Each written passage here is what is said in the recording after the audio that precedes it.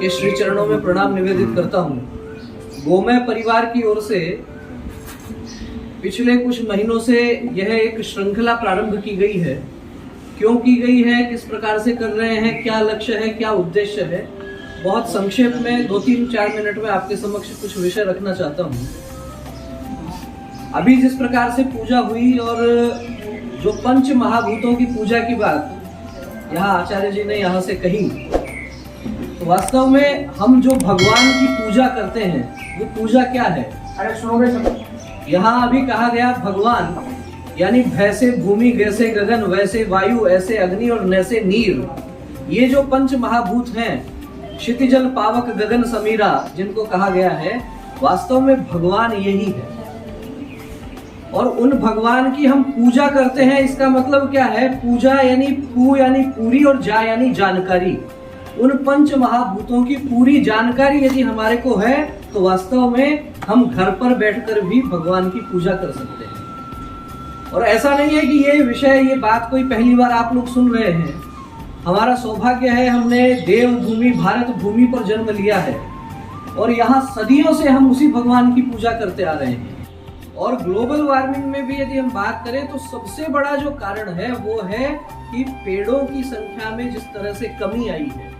तो यही विचार गोमय परिवार के कार्यकर्ताओं के मन में आया कि आखिर हम पर्यावरण संरक्षण के लिए क्या कर सकते हैं। तो कोरोना की जब लहर थी, आप सबने अनुभव किया होगा, उस समय मोक्ष धामों पर किस प्रकार से लाइनें लगी, लकड़ियों की कमी पड़ने लग गई। वहां से मन में एक विचार आया और एक रिसर्च ध्यान में आया कि भारत में प्रतिवर्ष लगभग 1 करोड़ अंतिम संस्कार पेड़ों की लकड़ियों से किए जाते हैं। यानी 2 करोड़ पेड़ प्रतिवर्ष हम काट देते हैं केवल इस काम के लिए। अब 2 करोड़ पेड़ यदि हमने काट दिए, जब तक हम 4 करोड़ पेड़ नहीं लगाएंगे, और वो लगाएंगे तो कितने वर्ष में जाकर वो बड़े होंगे।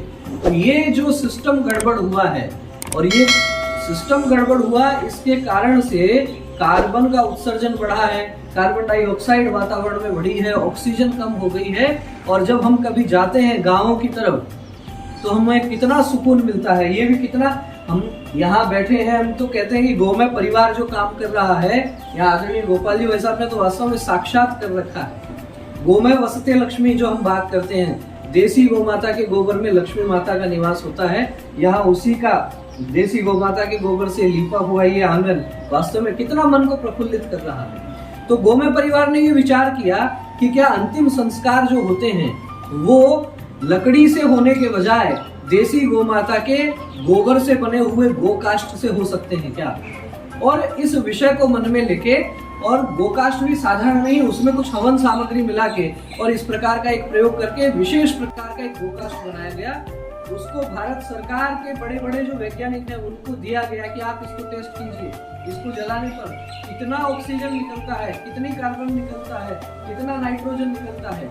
उन सारे मानकों पर जब खरा उतर गया तो जयपुर नगर निगम ने भी गोमय परिवार के साथ में टाई अप करके 11 मोक्ष धाम गोमय परिवार के सुपुर्द कर दिए। वहां पर अब गोमय परिवार उनका सौंदर्यीकरण करेगा, गोकाष्ठ रखने के लिए वहां पर भवन बनेंगे।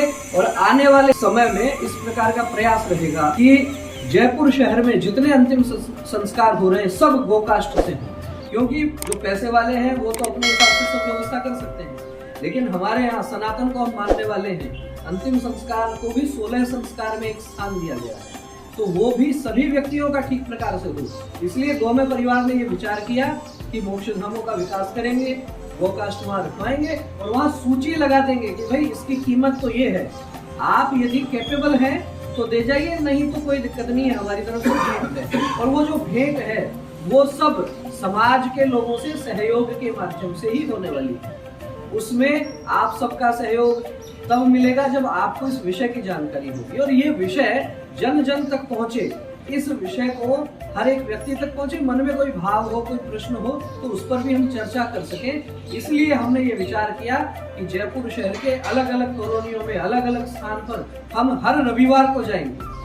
वहां चाहे हमारे को 20 लोग मिले, चाहे 200 मिले, चाहे 2000 मिले, हम वहां जाएंगे, पर्यावरण की बात करेंगे, ये विषय रखेंगे और मन में एक थोड़ी सी लौ जगाने का प्रयत्न करेंगे।